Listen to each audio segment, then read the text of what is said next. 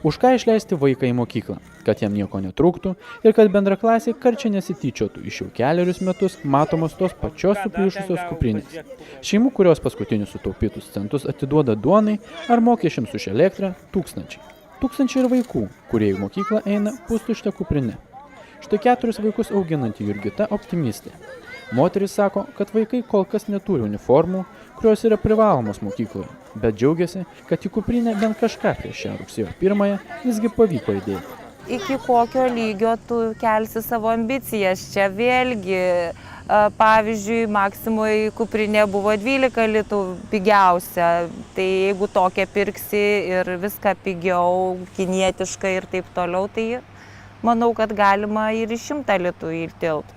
Dėl nepritekliaus labiausiai vaikai nukenčia mokykloje, kai turtingesnių tėvų vaikai tyčiojasi iš senų daiktų. Mokytojai sako, kad užgniaužti tokias patyčias yra sunku, bet būtina.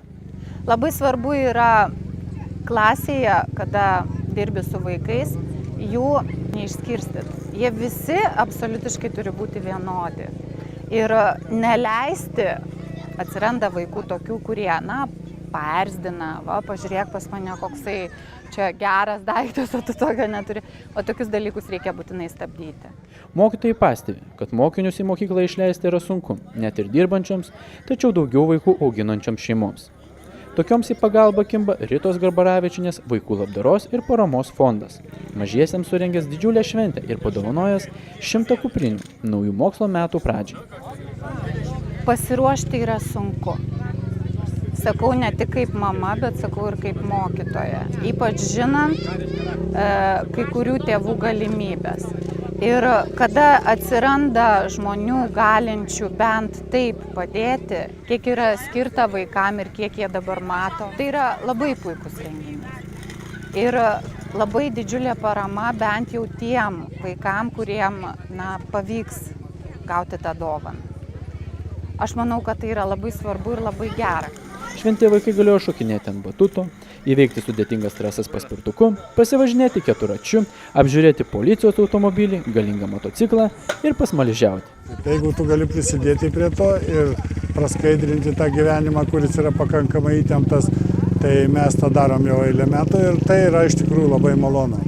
Labai gaila, kad ne visi gali mūsiškai čia dalyvauti, bet tai, kad matom, kaip vaikai džiaugiasi, kaip jie gali atsipalaiduoti, kaip toj gamtoj gerą morę pabūti, tai suteikia didelį malonumą. Viduje tai yra šilta. Fondo vadovas sako, kad kuo toliau, tuo daugiau šeimų kreipiasi juos pagalbos. Fondo tikslas yra remti tokias šeimas ne pinigais, o svarbiais daiktais.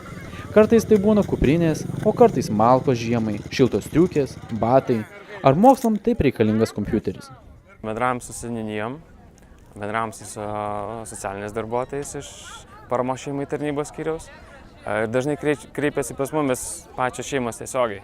Tarkim, su tom šeimom, kuriam bendraujame, jos vis tiek jų ratas yra ten ar daugiavaikių šeimų asociacija, ar kitos jos vis tiek bendrauja tarpusavį. Sako, važiuok, man šio to padėjo, ar padėjo lovytę, ar baldus pervežė, ar rūbelius padovanojo, ar kompiuterį parašė.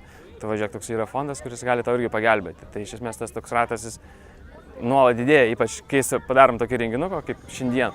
Ritos Garbaravičienės vaikų labdaros ir paramos fondo Facebook puslapyje nuolat atnaujinama informacija apie skurstančias šeimas ir jiems reikalinga pagalba. Tad prie fondo veiklos prisidėti gali visi.